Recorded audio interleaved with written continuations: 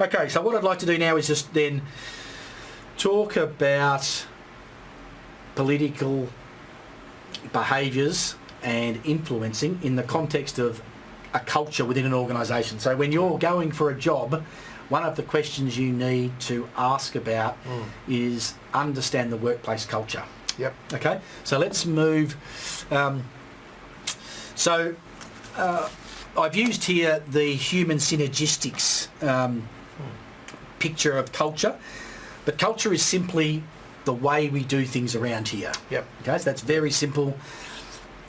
It's not what we say we do around here. It's what we do. It's what we do. Yep. So rather than what's written on the wall, Yep. it's actually what's lived. And they're two very different things Yep. in most organisations, and in the best organisations they're the same thing. Yep. Okay. So a way of identifying the great organisations to work for are those that have very little difference between what they say they are and what they are. Actually, yeah. So any question that helps you understand whether they embody Yep. what they say they are Yep. gives you an indication that Yep. they'll be a great place to work. So organisations who pursue employer of choice status Right. are a good example of someone who is Right. conscious about being what they say they are. Right. Okay. Right. One question just on that I have asked at the end of interviews to get an idea of that is, what sort of behaviours or actions are likely to get me a pat on the back around here. So, what sort of things are rewarded? And not in terms of a bonus or a promotion, just a sort of good on you, that's the sort of thing we value. Yeah. So a good example of not espouse but lived values. Yeah. So what lived values do I need to do Right. to be recognised and rewarded Yep. and supported in my development? Yep. Yep. And if you see some of those employers sort of pause at that question, because it is quite a challenging one. Yep. You want to be honest and also want to manage the impression as well from that side. Yeah. It's like, your first day on the job, you don't want to park your car in the chairman's spot. So be aware of, because there will be some, once again, most of that formalisation is gone, but there are still some workplaces where, certain people sit. Right. And you don't sit there because they belong to someone else. Right. So that's being able to understand the system that you work in. So let's just briefly talk about these. So 3 organisational cultures, and within human synergistics work there are cultures within each of these 3.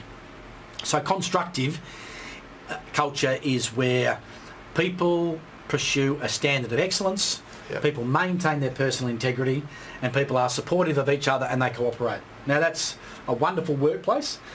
It's a collaborative workplace. It's a workplace that everybody wants to work in. It's also a workplace that everybody wants, but very few create. Right. So it's a real question that in the research they've done thousands and thousands of surveys. Everybody wants this, but to create it is incredibly difficult. Right. Because we've been talking about aspects about ourselves. We need to be this person. As well. Yeah. Yep. Which then means it's a very real environment where we verbalise what we feel. Yeah. And we're open and transparent. Open and transparent. Yeah. So the other 2 cultures, passive defensive is one where we don't rock the boat. So rather than disagreeing, we might hear a leader or a manager say something. We know it's not right. Right. But we know that it's not worth saying it's not right. Okay? So we just go along. Yeah, that sounds like politics. Yeah, that sounds like politics, very much so. Yeah. And these people who lead in these organisations don't ask the question, does everybody understand, does everybody agree? Right, okay. Because the culture is that I'm the boss and you should just listen to what I say. Okay? And another one is that they please those in positions of authority and they wait for others to act first. Now, if you're in an environment that has high risk, this is a disaster because, I think when they did the space shuttle research, they realised it was an O-ring worth $1.50 or something. Right. And someone had said that it needed to be replaced. Right.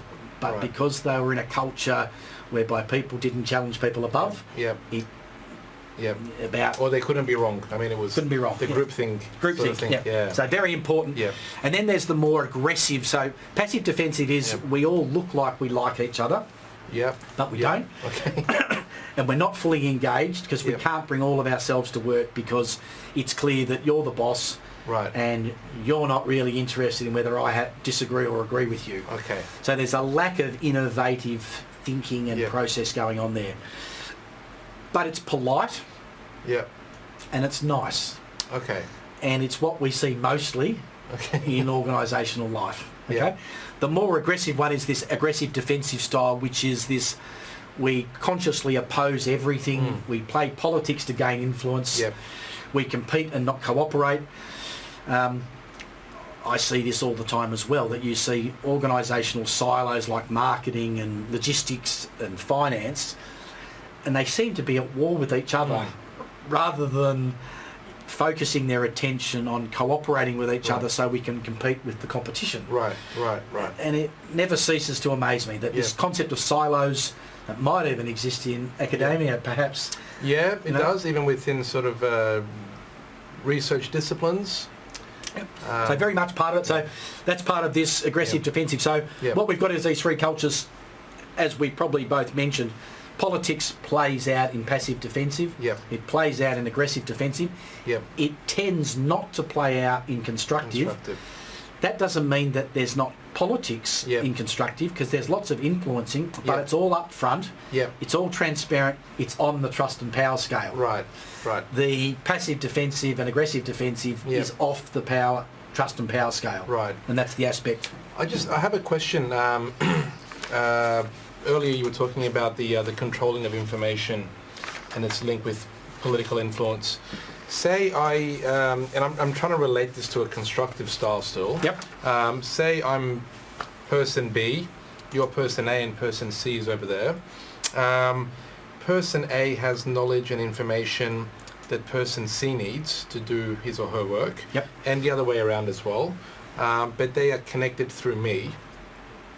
Now, if I relinquish my position here, and person A and C can work together and produce whatever they want to produce, I lose a bit of power. Yep. But if I keep my position there and don't let them connect directly, but only through me, is that would that be a constructive approach, or is that more of a, would you say that's towards the passive or aggressive style? Yes, I would. And it's controlling information still, but maybe in a constructive way, is it, or not? It could be.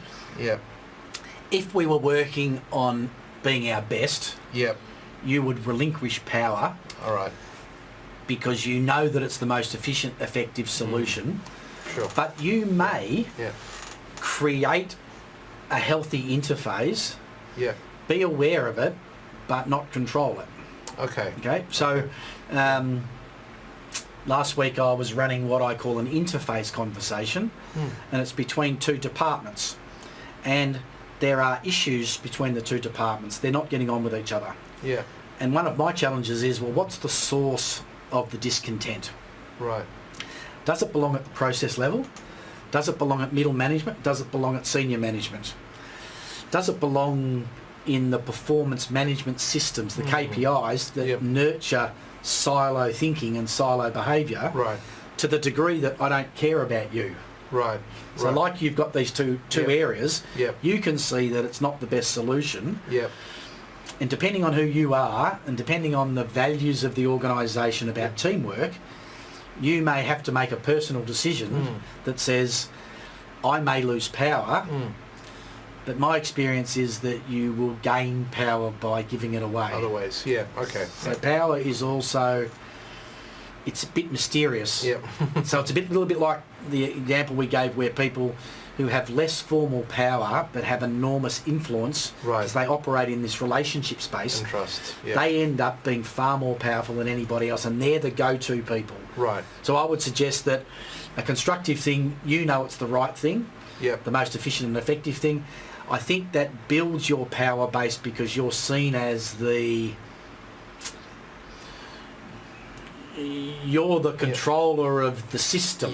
You've identified two people who need to be in contact with each other and working together. And you're not putting your own interest first. It's a little bit like the quote about leadership that, you know, they went down there and won the fight, and the general who had created the environment, everyone was talking about how successful they were, but deep down, the general knew exactly what they were doing to create the conditions for success. Right.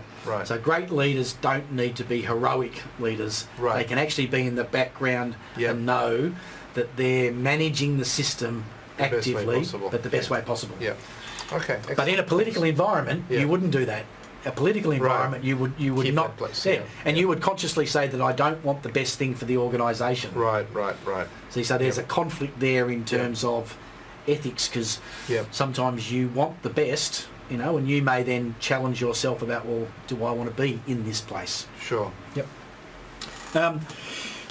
So if we talk about these three cultures, if you're applying for a job, asking some questions that are on this slide is probably helpful.